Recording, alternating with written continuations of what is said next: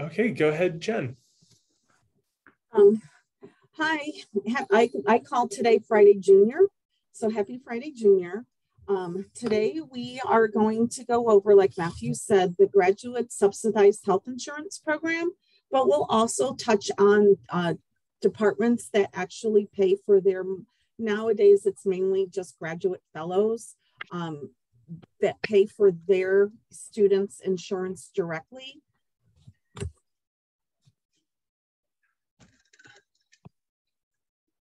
There it is. Okay. Some terms that I want y'all to become familiar with is we use the acronym GSHIP, and that stands for the Graduate Student Health Insurance Program. Department paid is some departments choose to subsidize or fully cover the insurance premiums for their students who are not eligible for GSHIP. Some departments, I know there are several out there, that also cover dependent coverage. So if your student is eligible for subsidized health insurance, but they have dependents and your department wants to cover those dependents, you would use the department paid template and you would receive a bill directly for that. We also have a category called voluntary or direct coverage. This is a student who's not eligible for GSHIP and does not have department paid options available. They can go to the United Healthcare website and EMI, and they can enroll themselves in voluntary coverage.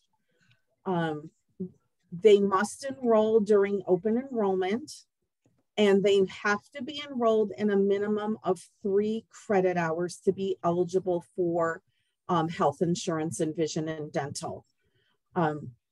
We also have in our policy a continuation clause. So if you have a student who graduates in the fall and they happen to have, or they're defending in the spring and they don't need to take contact hours, if they were on the insurance in the previous semester, they can enroll themselves in voluntary continuation of coverage. And if you have any students in that situation, reach out to me. We've got to contact our United Healthcare rep, and I believe there's some paperwork that needs to be filled out. What is GSHIP? It is the official insurance program administered by the graduate school for those students who qualify for subsidized insurance through the tuition benefit program. GSHIP does not cover dependents. However, it is up to the department and program if they would like to offer dependent coverage. Our health insurance carrier is still United Healthcare Student Resources. It's the same student health insurance policy offered to all U students, and it's the only insurance policy that's accepted at Student Health. We want to make sure that when we talk to our students that we use the full name of United Healthcare Student Resources, because that is completely different than the on-the-market insurance through United Healthcare. So we need to make sure that when we talk to our students, or if you have outreach material, that it is United Healthcare Student Resources. Our vision and dental insurance was just renewed with Educator Mutual Insurance. We went out for a request for proposal because it's been 5 years since we've contracted with EMI, and they were the only ones that reached out to want to continue our relationship. So we are working on the contract with EMI, and they will continue to be our vision and dental provider. When it comes to effective dates, on the left-hand side, you see the section for GSHIP. We are very much locked into these dates because of our enrollment. And we enroll our students on a semester basis, except on occasion, we do enroll a handful of students annually because they have dependents whose who departments cover, and we receive a guarantee that that student will be on GSHIP for the entire year. Those departments have reached out to me, and I've worked with those departments over the last couple of years. So there's like a couple that we have students that we enroll right away annually because of dependent coverage, and they need that continuation of coverage. But regardless, for GSHIP, we enroll for the fall semesters 8/16 through 12/31. And then for spring summer, it's 1/1 through 8/15. Both insurance contracts end on 8/15. So then you would need to re-enroll your students for the next academic year with a start date of 8/16. When it comes to the department paid piece, you as a department have more flexibility to add your students. This past year, we had a significant number of students who aged off of their parents' insurance. If you're not aware, when it comes to healthcare, this was part of the healthcare, the Affordable Care Act, that parents can keep their children on their policies through the age of 26. It's actually the end of the month that they turn 26. So then the following month, the student would need to get insurance. That is called a qualifying life event. So we had a number of departments come to us last year whose students were, we call it, aging off of their parents' insurance. We right now at GSHIP do not have the flexibility, even if they are eligible for GSHIP, to add them. It's something that we're looking into. But in the meantime, the department has the flexibility to have the qualifying event form filled out. And if the department chooses to pay for that, then they can add that student to their insurance. And what I mean by flexibility is you can add them for a couple months, you can add them for a couple weeks, depending upon the period that you need to get them through until the next enrollment for the GSHIP coverage if they're eligible. Departments can also enroll their students for fall, spring, and summer coverage only. And we've had instances where departments have needed to add coverage mid-month because, again, there may have been a qualifying life event such as a divorce or a loss of a spouse's or partner's job. Those are qualifying events to which insurance can be added. When it comes to eligibility for GSHIP, on the left-hand side, eligible assistantships are those that are paid, students who are paid through payroll. So you have your research assistants, your teaching assistants, your grad assistant research focused, and grad assistant teaching focused.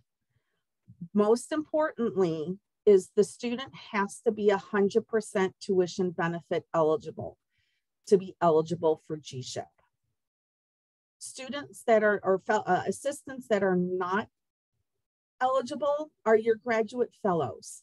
They are not funded through payroll. Payroll is the mechanism that we collect the 80% of the premiums, and that's on the next slide. So if a fellow isn't funded through payroll, we are unable to collect the 80% premium. Departments may choose to cover graduate fellows through their department paid insurance. International graduate fellows are automatically enrolled with United Healthcare by Student Health. International graduate fellows are not automatically enrolled with Vision and Dental. And then again, not eligible, any student on a paid assistant, payroll paid assistantship less than 100%.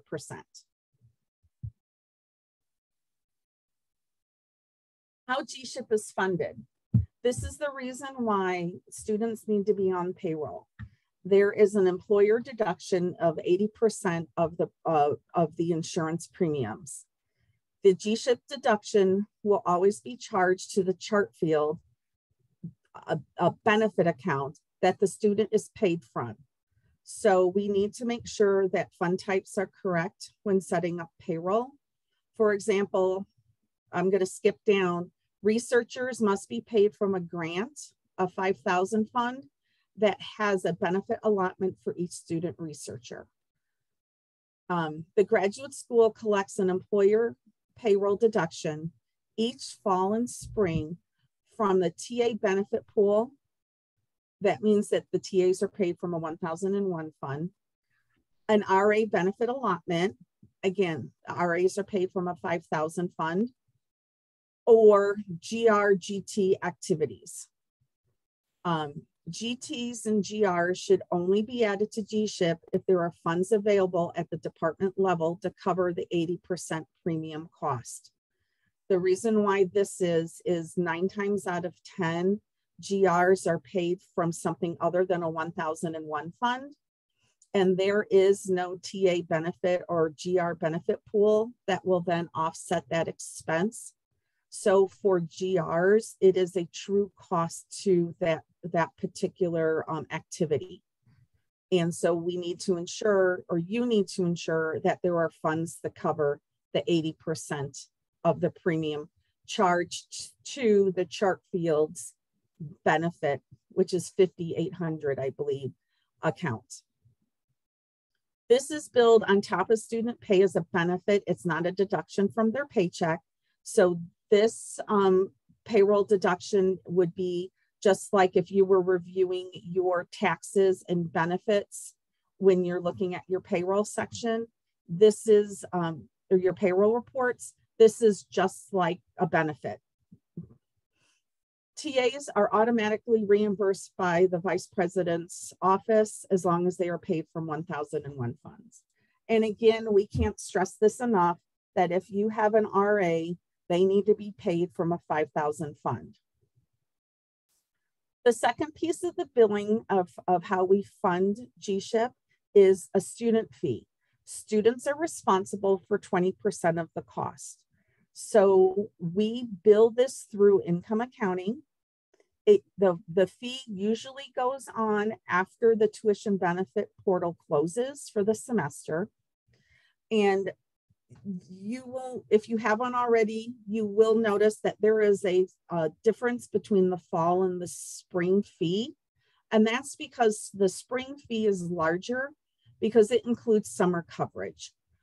Fall is 8/16 through 12/31.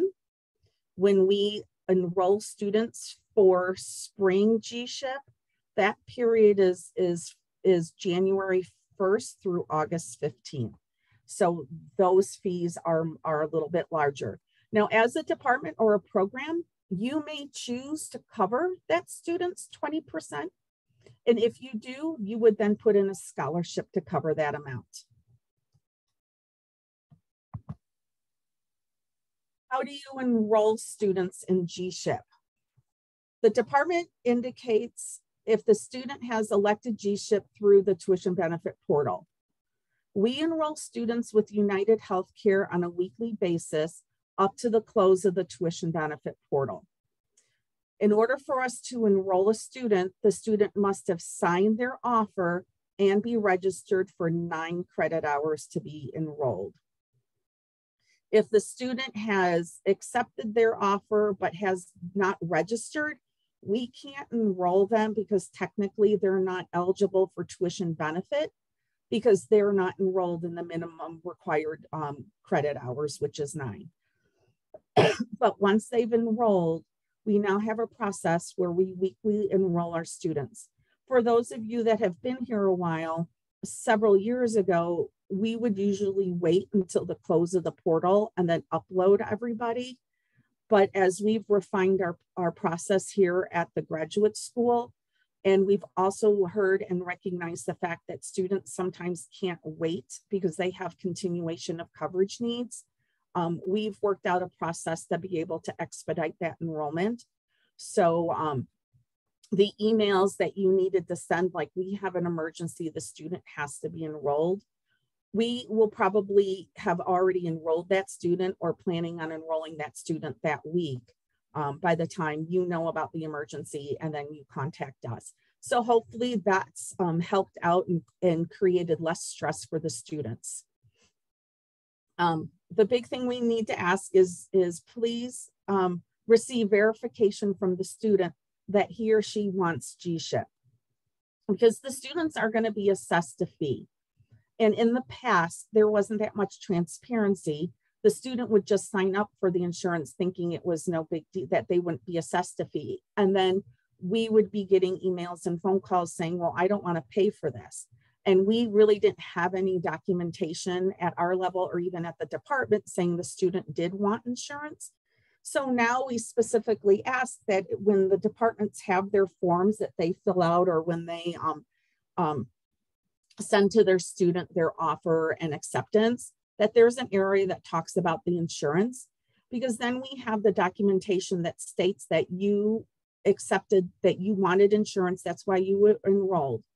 We also have on the tuition benefit portal, when the student goes to accept their tuition benefit offer, we do have dialogue boxes that pop up based upon the healthcare option that says you are accepting your tuition benefit offer with health insurance, you will be charged a fee, or you are accepting your tuition benefit offer without health insurance. So we've really tried to make it a little more transparent to the students. And that really has cut down the number of manual processes that we have to do to unenroll a student. And a quick addition there, Jen, when students do receive their notification, if you are providing insurance outside of GSHIP, namely for fellows, we do get a lot of calls and emails saying, I don't want to accept without insurance. I'm told I'm getting insurance, but let the students know that it is the department that is administering the insurance through department paid rather than through tuition benefit, just because it allows the students to know who their point of contact is and how it's being and how the enrollment is being managed and such. That way the student isn't being sent in circles. So we should what? So we should change the wording? No. So like, for example, if a fellow is having insurance covered by the department, their email for tuition benefit approval will say accepting tuition benefit without insurance. I think it says without subsidized health insurance. We'll just have to check the wording, but I think it states that it's related to the subsidized health insurance program. Well, we'll check with Amy, and if it doesn't, we'll make sure that that wording specifically states that it's the subsidized health insurance program. Would that help with the confusion? I don't see if the question was raised. It wasn't a question, it was a reminder. Oh, okay. All right. Yes, we will make sure that the wording is specific so when they have that dialogue box, that it's very specific related to you're accepting it for the subsidized health insurance program, not necessarily a department paid. Speaking of, that's a great segue into department paid enrollment. Some departments choose to pay premiums for students who don't qualify for regular subsidized insurance. Graduate students taking 3 or more credit hours are eligible to enroll in the student health plan. Most departments only need to enroll their graduate fellows.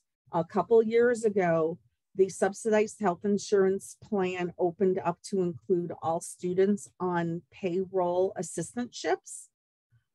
So that reduced the number of students departments need to enroll themselves to only those students who are fellows being paid through scholarship admin or accounts payable. Remember to report insurance payments and reimbursements made on behalf of students to scholarship admin. And then there's at the bottom a miscellaneous item type. And then you would go in, enter the amount, and then the purpose would be insurance premiums.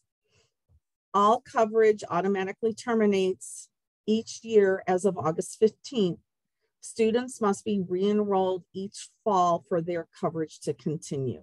And that's with both United Healthcare and Emi.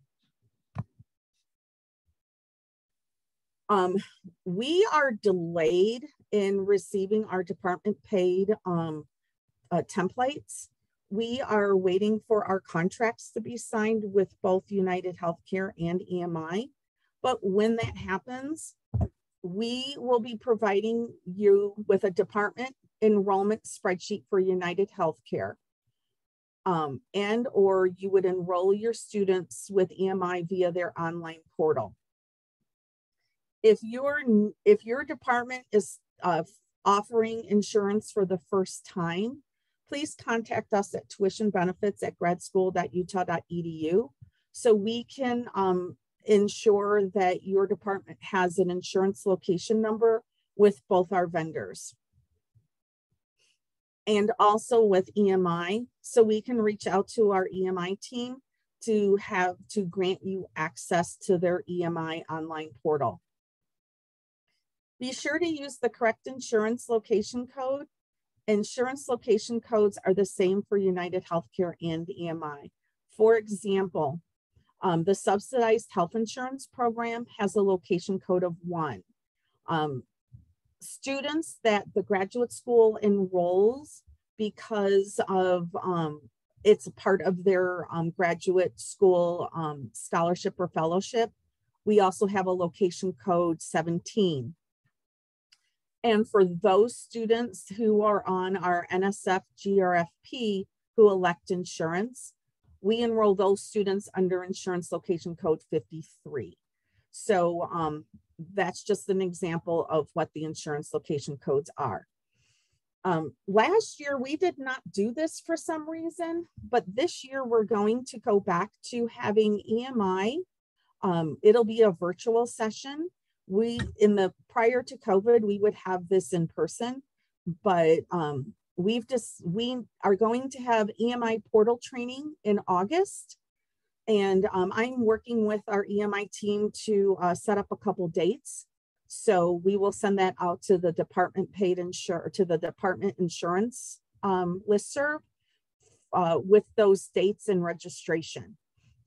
This training session will just revisit open enrollment, how to enroll a student, how to change coverage, and more importantly for departments, the ability to add dependents if your department is paying for them. This will alleviate the need for the EMI forms in some cases. Once you complete your department paid enrollment spreadsheet for United Healthcare, you're going to submit it to the address sidpremium@unitedhealthcare.com. If you are sending protected health information, I would always err on the caution of everything's protected. Add PHI to the beginning of your subject line to send securely, especially if you've included the student's social security number. The United Healthcare's accounts receivable team is very responsive on sending invoices on a regular basis. And you would use this spreadsheet to update contact information or to remove coverage. For vision and dental enrollment, you complete the portal enrollment by the census deadline each semester. EMI then will, EMI supplies the spring bills. I think they had turnover in their billing department. So the spring bills may have been a little wacky, but in the past, they send EMI sends an annual bill and a fall semester bill around the 15th or the end of October. And then they will then rebill for the month of the coverage period for the spring summer. And that was delayed in coming out. So here's my public service announcement. If you haven't already done so, please pay your EMI invoice before year end. That way those costs are recorded in the year to which the services occurred. Failure to meet payment deadlines with EMI may result in termination coverage. Luckily, we may have had some late payment departments, but EMI has not ever gone back to then terminate a student's coverage for non-payment. Just as an overview, because the enrollment methods are so different between our two providers, United Healthcare, you're going to use an enrollment spreadsheet and you're going to send that to sidpremium@unitedhealthcare.com. For EMI, you're going to have access to the EMI portal, and you're going to use this EMI portal. This is just an example of what the button looks like when open enrollment happens, to re-enroll your students who were terminated on 8/15, or there's other options on the EMI website for you to enroll somebody initially. You'll start with open enrollment for your existing students. You'll use the new hire section to add new students. You only enroll your department paid students because our office enrolls the students for GSHIP. This year, we're working with EMI to pilot a weekly enrollment similar to the process we use for United Healthcare. So this will enroll students with both coverages on a more timely basis. Please complete your initial enrollment by the census deadline. Dependent enrollment for GSHIP. Subsidized students must add dependents during United Healthcare's open enrollment period for each semester, if not adding annual coverage in the fall. So this would correspond with if a student needs to have annual coverage because of a dependent's need for continuing coverage, we would work with the department to enroll the student, and then the student would go to the EMI, and your department doesn't pay for that insurance. Once we enroll the student, then they can go ahead and pay for their annual coverage for their dependents. What's nice about students that are on GSHIP is they don't need to wait for their own coverage to be processed, but they need to go to unitedhealthcare.com/Utah, click on enrollment info, and then click on dependent coverage page. They will complete a form and it reserves their coverage for their student dependents. And then once the student's enrollment is processed, then the student will be billed for their dependents premium. Because again, it's important that students who are not having their dependent coverage covered by their department, they have to have those dependents enrolled by open enrollment. And for EMI, EMI has a separate form for adding dependents to the vision dental coverage. Once we have our contract signed, we hope to have our outreach material updated in August. On the outreach material for EMI, adding the dependent coverage, there's a box at the top of the form that indicates that the student is responsible for the premiums, or there's a box that says the department is responsible. The forms are going to be important to be used if the students are paying, because they have to use the form to enroll their dependents, because on that form is a section for payment information. The department is to email the forms with PHI in the subject heading, because it's going to contain either a bank account number or a credit card number for monthly billing. And the department needs to email those forms to Taylor Bell at EMI.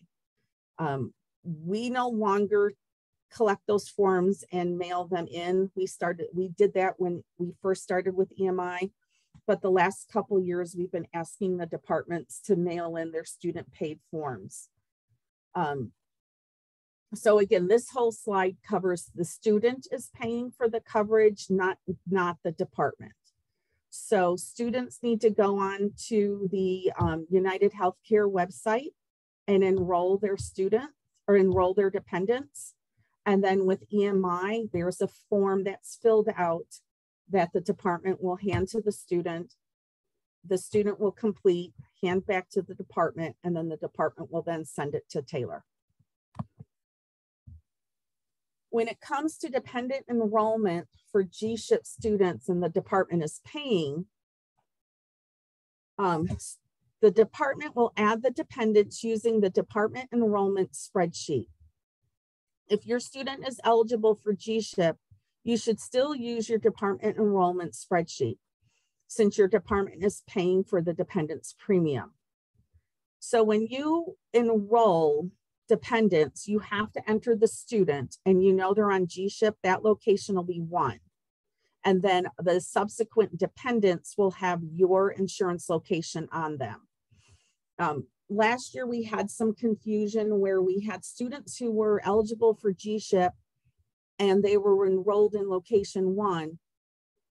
But when the department sent in their department paid insurance, they had the student listed as the department insurance location, which then removed the student from our census. And then I had to re-add them. So if you know the student is on location 1, you can put the student in there, indicate location 1 for subsidized health insurance, add the dependents under that with your insurance number. For EMI, if the department is paying for the students, you're going to use the EMI portal to enroll dependents. And we'll go through the training on that in August. We have to I'll send a separate email about if the student is in location 1 for subsidized, but yet you want to pay for the dependents. That process may be changing because we are trying to enroll students on a weekly basis with EMI. If that process does change, then you should be able to use the portal to go in and update that student's record for the dependents. So you would no longer have to send in a paper form, but we have to work through that process this year. So this semester, it might be a hybrid of both the enrollment form and the ability to update online. And then there'll be training in August on the portal. These are last year's dates. United Healthcare has not gotten back to me with this year's open enrollment dates, but I would just assume that they're going to be rather close. If not identical, just change the year. So for a student who needs to enroll dependents, they're going to be on GSHIP for the fall semester. They have to have their form in line by 9/30/2022. These cutoff dates, I think, are internal to United Healthcare. This is the information that we need to make sure we communicate is the open enrollment end dates. These dates will be posted in the brochure and/or United Healthcare's website for students and administrators to see at any time. I wrote the cutoff date is the last date students are able to be enrolled for the plan for that period, but these cutoff dates require some paperwork and a mea culpa from our end as to why the student didn't meet these initial open enrollment dates. International students. The university wants to ensure that international students are fully covered by adequate health insurance while in the United States. Below that is the hyperlink to the studenthealth.utah.edu where I plagiarized the above sentence. This is the section of student health that talks about the international students. Each semester, Student Health automatically enrolls students on F1 and J1 visas in the voluntary health insurance plan. And again, this is just health insurance, United Healthcare student resources. They're enrolled for the fall, which is 8/16 through 12/31, and spring summer, which is 1/1 through 8/15. If an international student has an existing insurance plan, they may be eligible to apply for a waiver of insurance requirement. Steps on how to apply for that waiver can be found on the above mentioned website at studenthealth.edu/international-students. Students are billed via income accounting for the full premium at the start of each semester. So they will be billed the fall premium, and then in January, they'll be billed for the spring-summer premium. Students are not automatically enrolled in vision and dental. Unless they are part of GSHIP, then the tuition benefit will handle the enrollment of these students. Again, my favorite F word, flowchart. I still haven't updated this from the prior year, but let's go over our flowchart regarding the international graduate student insurance, because there's several options for this class of graduate student. So on the left-hand side, your question is the international student a TA, RA, GR, or GT and eligible for 100% of tuition benefit? If yes, and the student has said, yes, I want to have the health insurance, enter on the tuition report and tick the insurance box. If the student is automatically enrolled for the through student health, 99% of the time, you're gonna enroll them in GSHIP. I've had one instance over the last 6 years where a student was an international student and they ended up with coverage waived, but we did not know about that until well after the fact. So when speaking with your international students, since we had this one instance, it's probably going to happen more. You might want to ask your students if they are having their insurance coverage, their voluntary insurance coverage waived through student health, because they have equal or better insurance already. Because if they do, then don't enroll them in GSHIP, because that insurance is going to supersede our insurance. So let's go back here. Is the department covering 20% of the students' premiums? If yes, you're going to pay it through scholarship admin. And if no, the international student will just need to pay that fee by the deadline and then end. Again, the question is the international student eligible for 100% tuition benefit? No. Is the department covering the insurance premiums for the international student? If yes, you can pay that through scholarship admin. You don't need to enroll the student as a department, because Carrie Hill's team already took care of that for you, because they are an international student on a J1 or F1 visa, and they're automatically enrolled by student health. Does the vision, but you're going to want to ask your student if they want vision and dental. If not, then you can just end the process here. If they do, then the department needs to enroll the student in vision and dental via EMI's web portal. And then you're going to need to report the vision dental payment on behalf of the student and scholarship administration as a miscellaneous award. If the department's not covering the premiums, does the student want to have vision and dental? This coverage is not mandatory. If they do, you can direct them to the EMI website so they can enroll in voluntary insurance coverage. If the student doesn't want to enroll in vision and dental on their own, then the international student pays for the mandatory health insurance on their tuition bill. And is there any questions on international students and at least United Healthcare?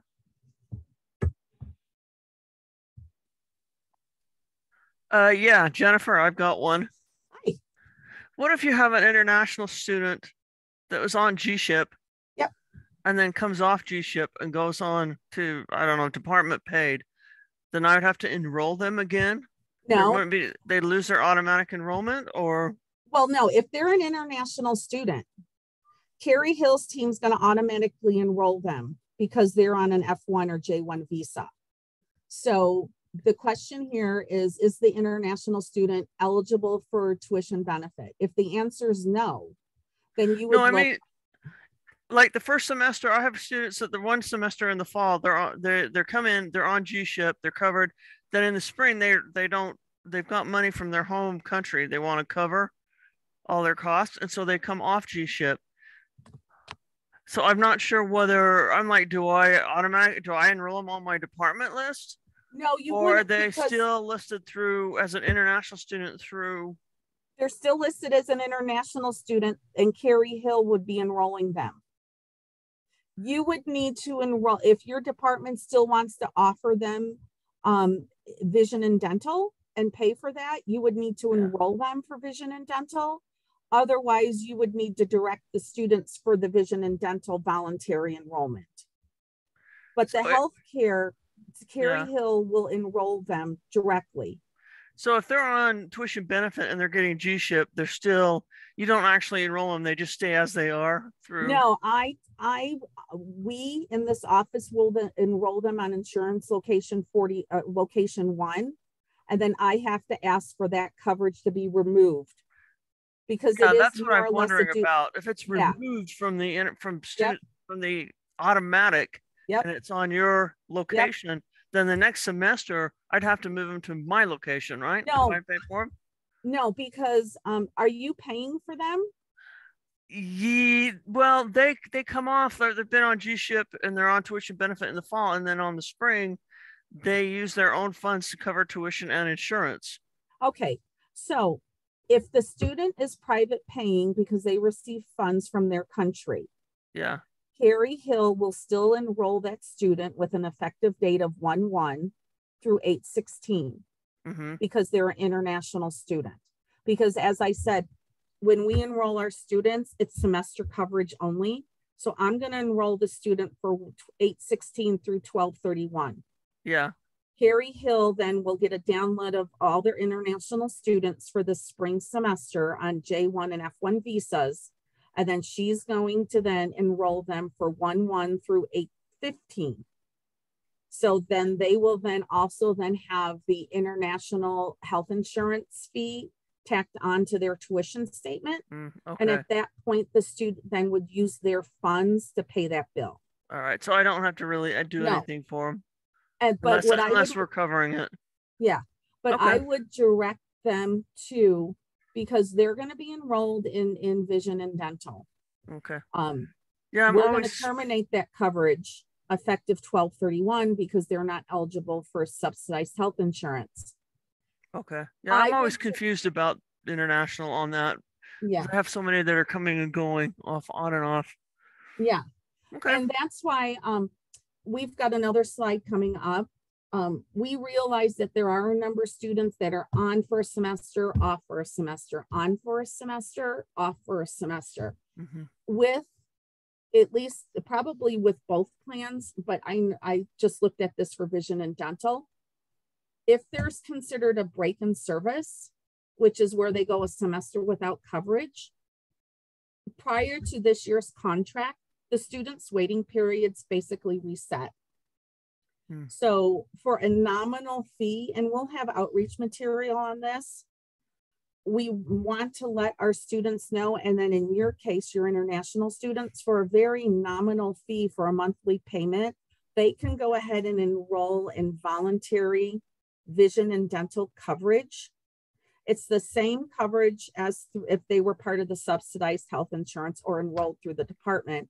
Voluntary, there may be a smaller, a small increase in the monthly premiums because that pool is smaller. That way the students don't incur a break in service. Their waiting periods still remain in contact. So then when they do roll back on to the subsidized health insurance or department paid, they've met all their waiting periods for their type 2 and type 3 services. Okay, cool. Yes. I've got maybe what is that next? Good. Let's just talk, since that's a great segue. Let's talk about on the right-hand side for EMI.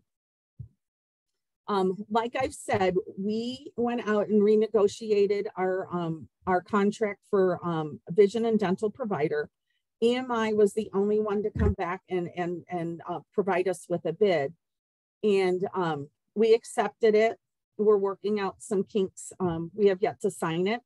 But most importantly, when do you see a decrease in premium rates? We do now. And we've had decreases in EMI's premium rates over the life of our contract, which in some sense is good. So our rates are 12 to 19% less than what they were in previous years. I'm waiting to get the breakout for monthly or for semesters. Once we have that information, we'll update our outreach material and get it out to you.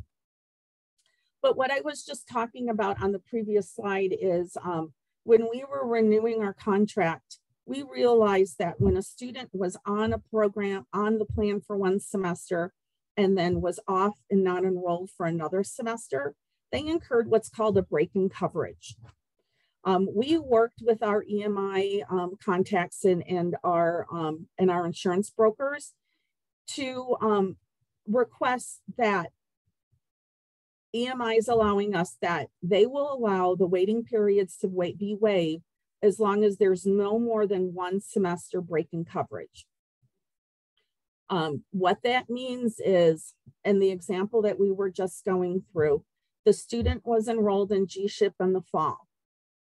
The student was not enrolled in GSHIP or department paid or voluntary coverage for spring, summer, but then they get re-enrolled for the following fall semester.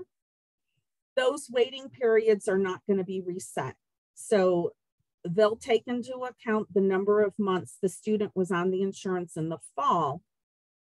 And then rather than restart at 0 when they're re-enrolled, they're going to continue with 3.5 months of wait period coverage met. And that will, that's only if the student has no more than one semester break in coverage. And if it's longer than one semester, then the student's wait periods would be reset. That's why we need to kind of redo our outreach material to let the students know about the voluntary plan.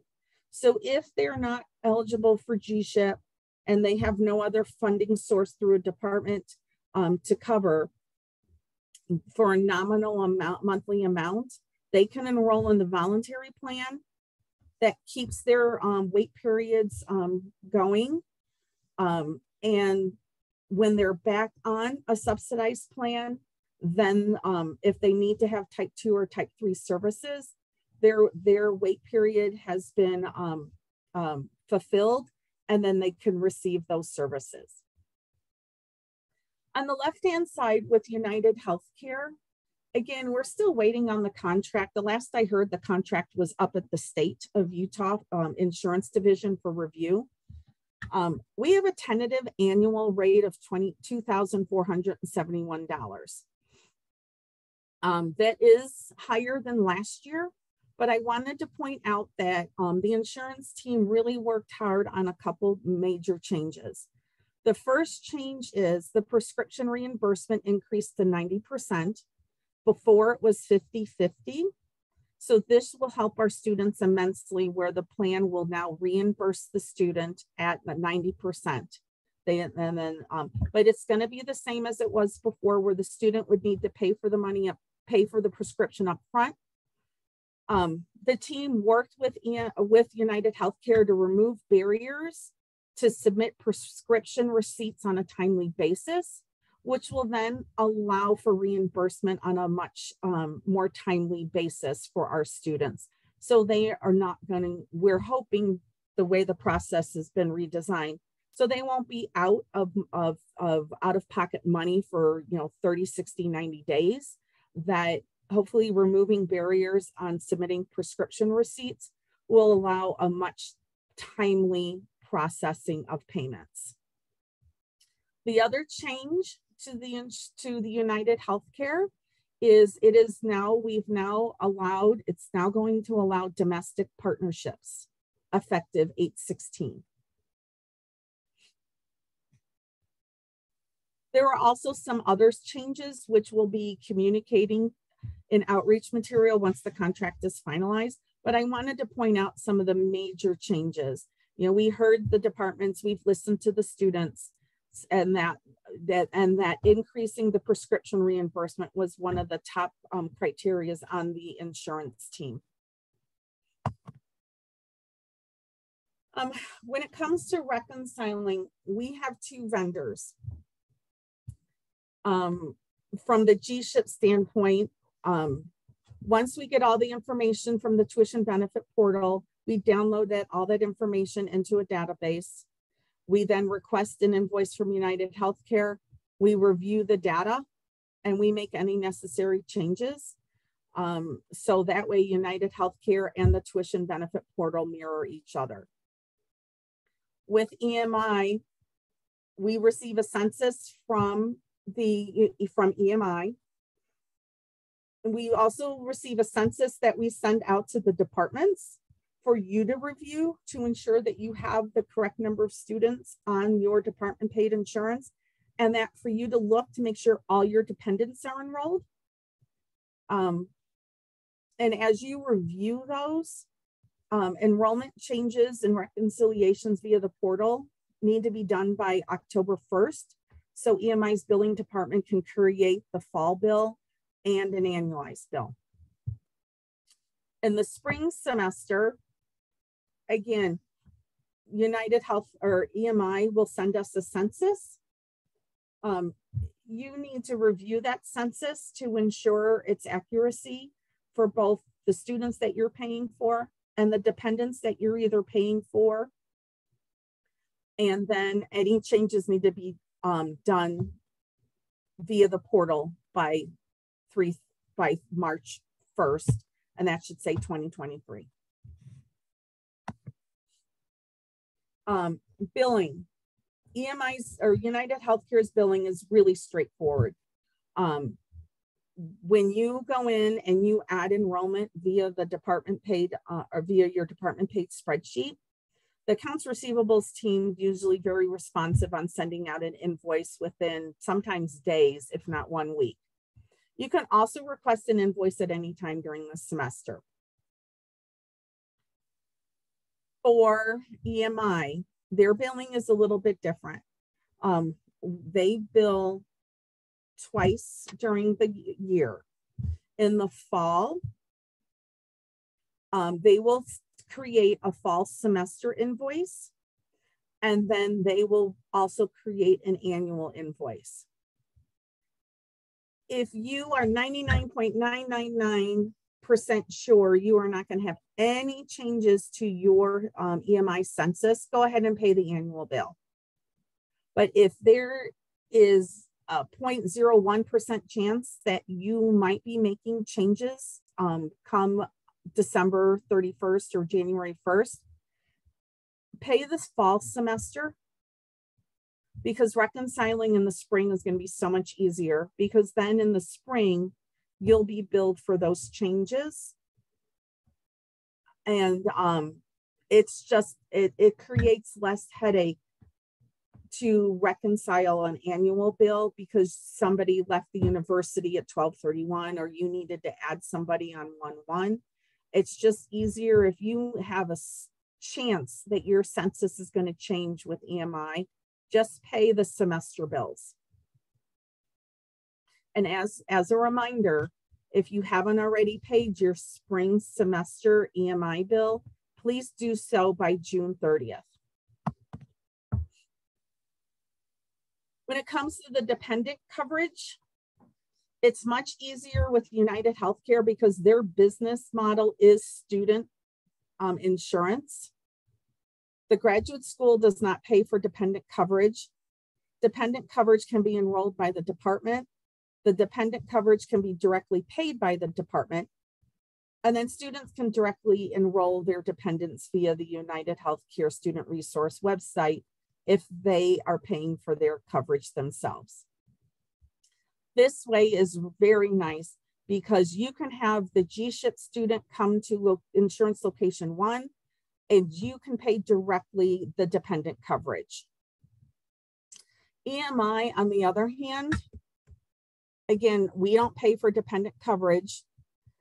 The need to create a dependent coverage form, we're working on that.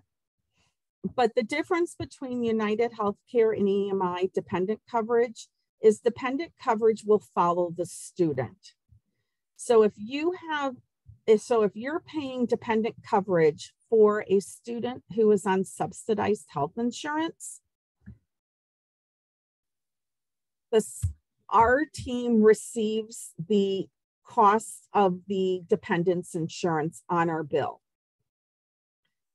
For those of you that are familiar with this process, I send an email to you stating this student's dependent coverage appeared on the bill. This is how much you owe. Please send me a chart field. I will pay the invoice through our funds, and then I will then do a journal entry to the chart field that you provided for the dependent coverage. It's an easier way to pay the bill on a timely basis. Otherwise, if I put all these chart fields on my bill through EPR, I'm waiting for a bunch of other people to approve that bill.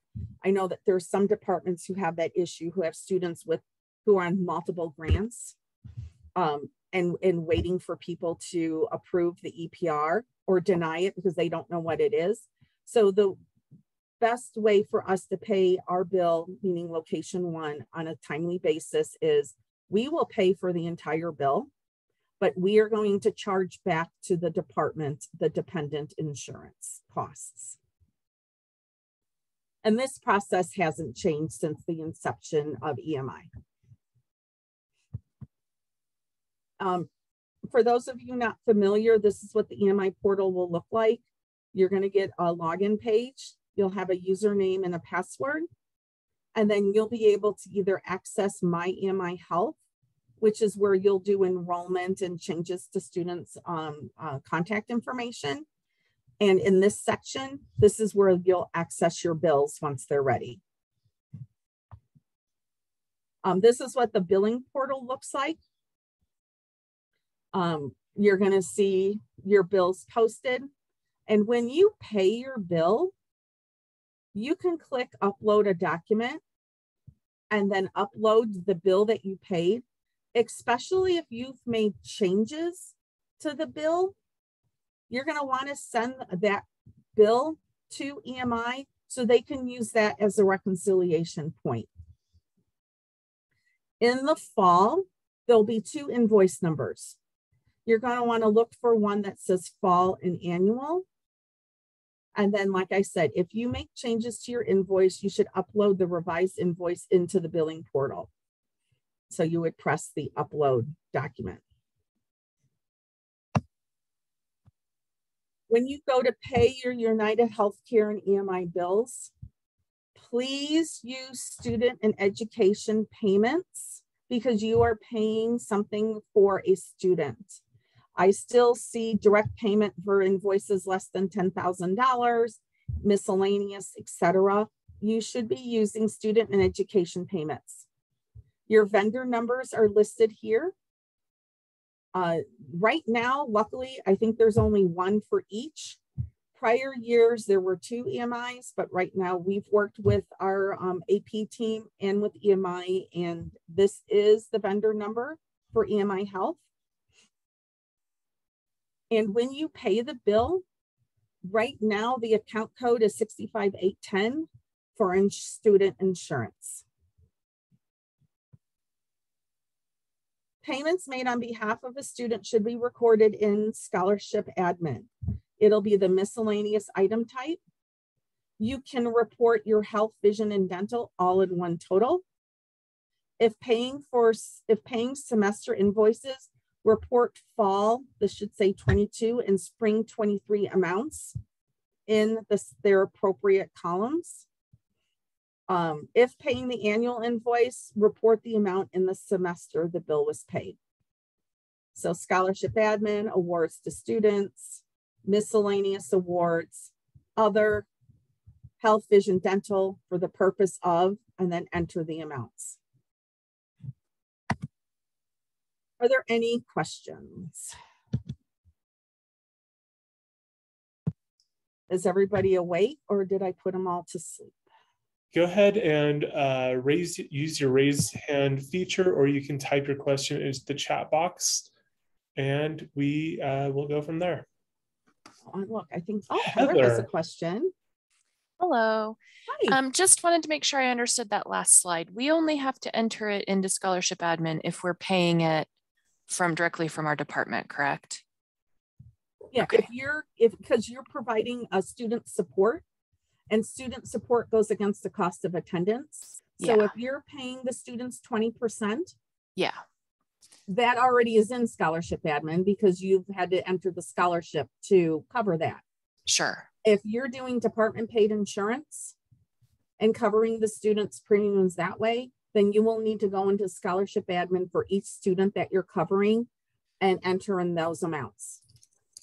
Okay, correct. But if it's like through GSHIP and the student is paying their 20%, there's nothing extra to enter into scholarship admin. No, great. No, because we're paying the 80% is considered a benefit. Yeah. To the student because they are employees. Yes. Okay. If you great. Thank you. Yeah, that's why the GSHIP. Mm-hmm. Yeah, just wanted to make sure I understood that. And then my last question is, there is no retro enrolling students for spring, summer, like right now, right? We can talk offline. Okay. Because there could be extenuating circumstances. The student could have had a qualifying life event, things along those lines. Okay. I know with vision and dental, they will enroll as far back as the last open enrollment period. Okay. If you're talking healthcare, shoot me an email, and then we can work with our United Healthcare contact to see what they have to say. Awesome. Thank you. But you will have to pay for it. The GSHIP is closed for 21-22. Okay. And so if these were, so the student was a GR, so the department was paying anyway, I believe. So, well, not necessarily, because if the GR was on payroll, they could have been, and there was a benefit pool or money that could be used for GSHIP, they could have been put on GSHIP. Oh, you're right. Okay, you're right. All right, I'll find out more details and I'll send you an email. Thank you. Perfect. Thanks, Heather. Hi, Melanie. Hi. So I have a question. I think that you went back. You said that if you're going to pay the annual bill, pay it in the fall because it's easier to reconcile it in the spring if you need to. No, for EMI. Okay. If you're 99.999% sure there's going to be no changes to your census, go ahead and pay the bill. Then you're done. It's over with. You don't have to have me hounding you on June 29th to pay your spring summer bill. Okay. Awesome.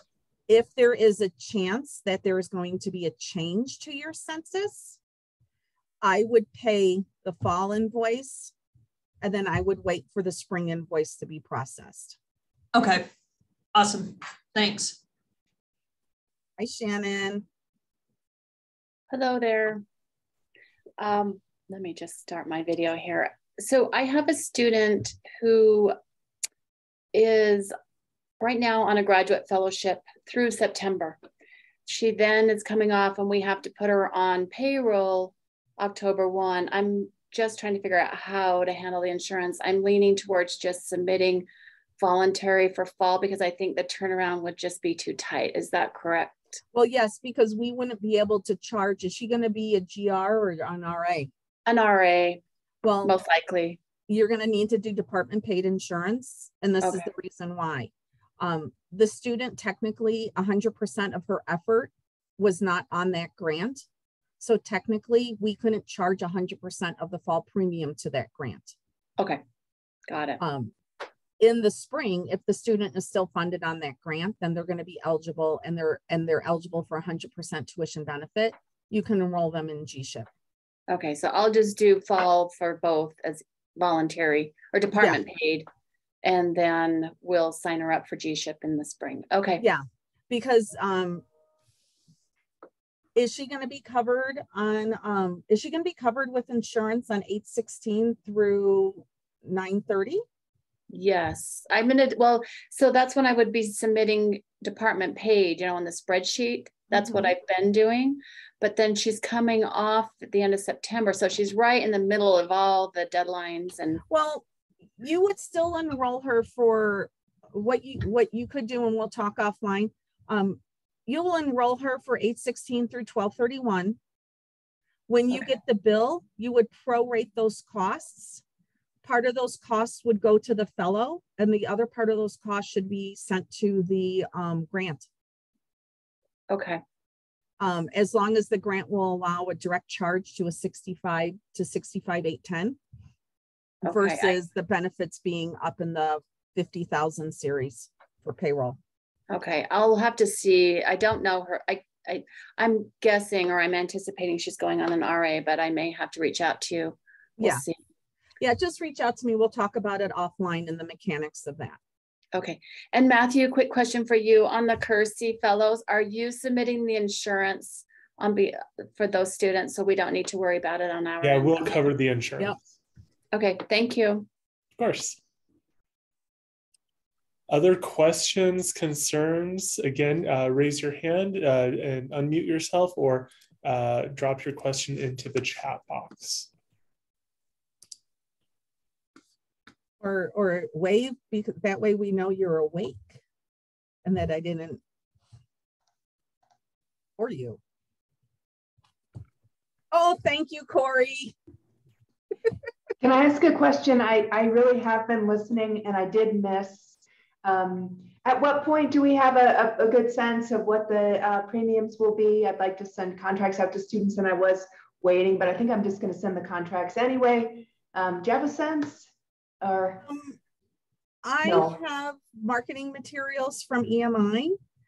So I have those broken out by fall, spring, summer, and annual.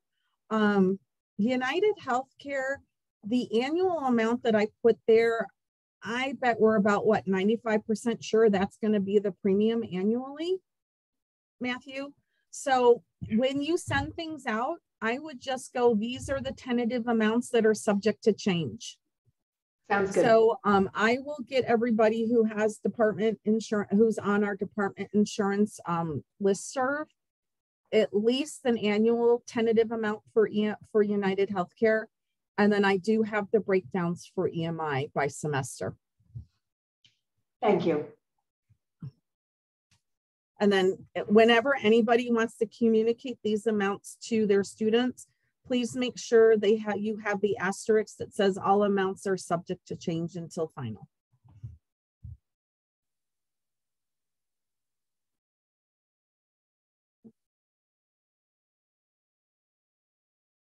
But will you email? Jason, we usually post the PowerPoints in a central inbox, and Matthew will send an email out letting you know when it's posted. It may take a while, meaning a week or two, to get it posted, because we're trying to make sure that all the presentations related to tuition benefit have the same branding message. And as you can see, mine was cute and fun. And I need to take that information and put it into the format that we use to make, just so we can ensure that we are sending out the same branded message. So it might take me a week or two to get it into the new format before we post it.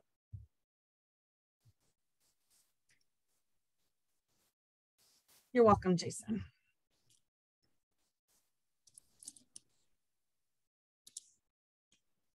And also, it was awesome. Thank you. As Matthew alluded to at the beginning of this presentation was recorded.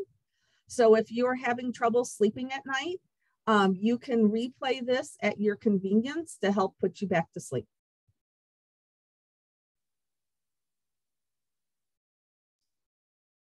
Okay, we'll go ahead and stop the recording here and thank everyone for joining us. Next week, we will have another installment of our series on the logistics of tuition benefit, which will entail the nitty-gritty of how to go in and enter a student, how to run reports and the different components of the reports and such.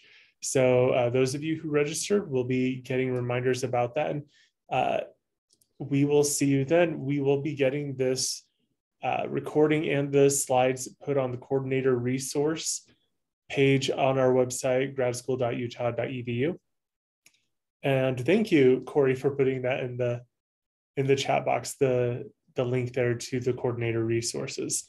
And Jen and I will go ahead and stay on in case you have any questions that you'd like to bring up off camera. And with that, have a wonderful day and a wonderful weekend. Thanks everybody for attending.